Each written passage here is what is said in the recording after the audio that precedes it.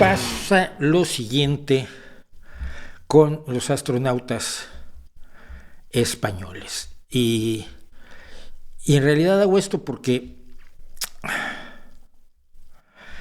lo que dijo alguien que además es físico y es astrónomo, es físico que tiene relación, no quiero dar su nombre ni nada, pero a ver, resulta que la Agencia Espacial Europea anunció que entre 20,000 candidatos que se apuntaron, y esto lo seguimos muy de cerca porque un día mi hijo me dijo, yo puedo ser astronauta, y yo, si puedes, si logras pasar las pruebas de la ESA, de la Agencia Espacial Europea.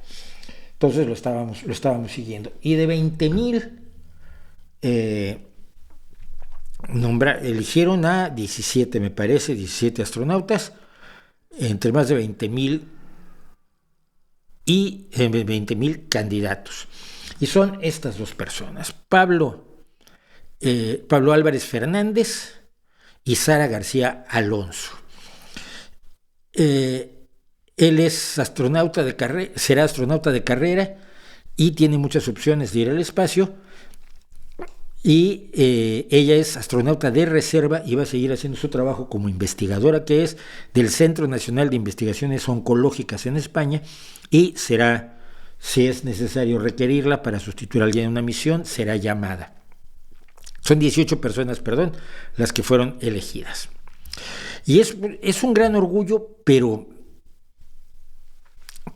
esto se anunció el mismo día en que la selección española le cascó 7 goles a la selección de Costa Rica, que es una barbaridad. Yo a las 5 ya les decía, ya déjalo, ¿no? Pero claro, se hicieron cambios de gente que entra con ganas también de demostrar lo que quiere demostrar. Costa Rica no estuvo presente. Keylor Navas, que es un portero espectacular, maravilloso, increíble, pues no puede hacerlo todo, y sin defensa no hay portero que sobreviva. Ya puede ser Lev Yashin, que está condenado a muerte.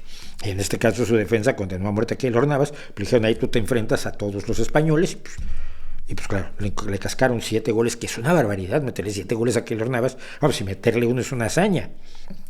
Pero bueno, es lo mejor que tiene, por supuesto, Costa Rica. Entonces, España le casca 7 goles a Costa Rica y alguien se queja, y lo entiendo, diciendo que lo que abre los telediarios, los noticieros televisuales en realidad, lo de televisivo es una bobada, es televisual, pues era que España le cascó en su primer partido del Mundial, en su presentación del Mundial, que generalmente es desastrosa para España, esto además hay que agregarlo, porque le ha cascado 7 goles a Costa Rica, y que se pone en una excelente posición para pasar a la siguiente ronda del Mundial.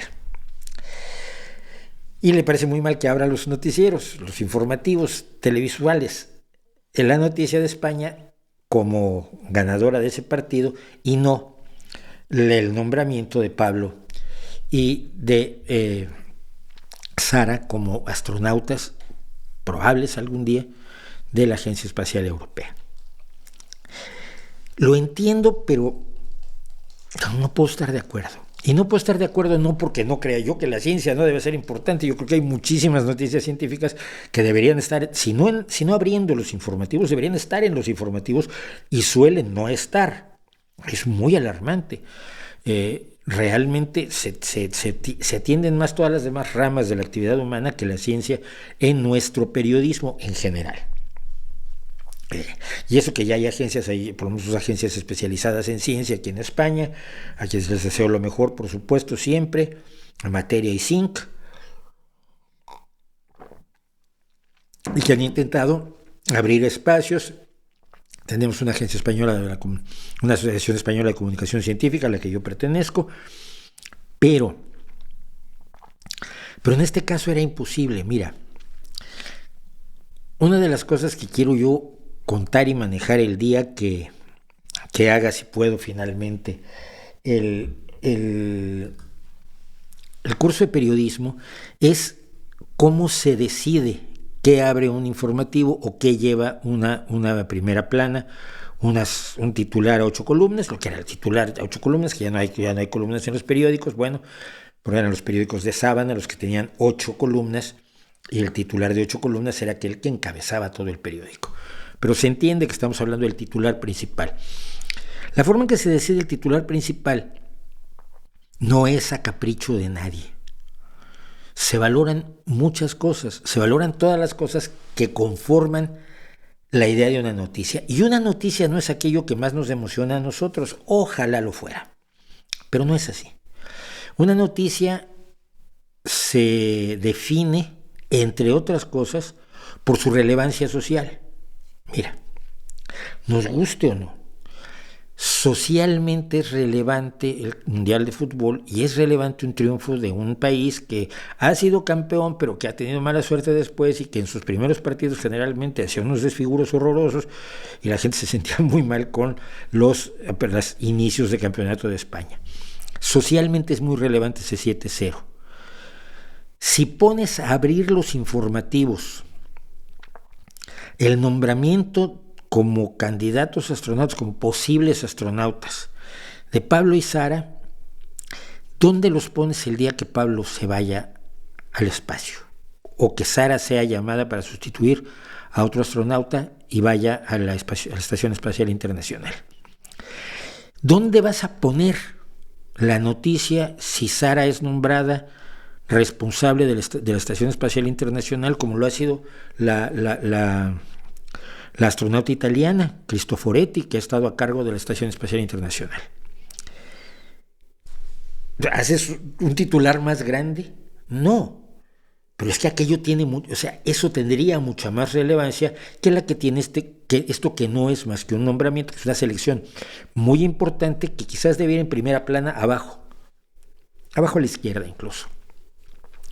Los lugares en los que se ponen las noticias en los diarios también se valoran de acuerdo a qué es lo noticioso. Lo noticioso también es lo desusado, lo infrecuente, lo interesante.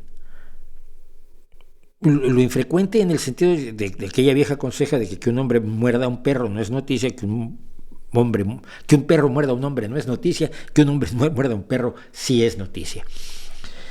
Entran en juego todo eso que estudiamos en el periodismo para saber cuál debería ser, y no se acierta siempre, pero se intenta, por lo menos no se hace a capricho, y esto es importante, cuál es la noticia que debemos destacar por encima de todas. Mira, yo era periodista cultural, era corresponsal de Excelsior en Querétaro, pero había otro corresponsal que además le caía yo muy mal, entonces a mí me tocaba siempre hacer las cosas más irrelevantes y entonces nunca tenía yo nada. Pero un día, precisamente cuando entrevisté a Citarrosa y cuando entrevisté a Hortensia Bussi de Allende, todas estas cosas que salieron en la página 40 del periódico, la de Citarrosa salió en la primera de La Cultural, que la leía la mayoría de la gente la tiraba o la usaba para ponérsela al perro para que hiciera sus necesidades.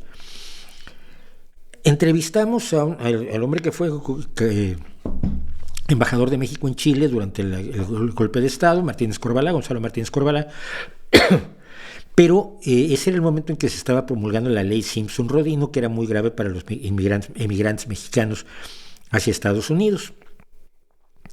Y el enviado especial de Excelsior y yo, el corresponsal de Excelsior, que estábamos cubriendo una actividad de carácter meramente cultural, el Foro y Festival por los Derechos Humanos en San Juan del Río, en Querétaro, lo pescamos porque había ido a la inauguración y le hicimos unas preguntas sobre la ley Simpson-Rodino. Nos respondió, redactamos nuestra nota, la mandamos a Excelsior y al día siguiente estábamos buscábamos la nota y no aparecía. Y en la cultural tampoco, en internacional tampoco aparecía. Y alguien que estaba con nosotros en la mesa, en la sala de redacción, dijo, si son ustedes primera plana, son ustedes 8 columnas.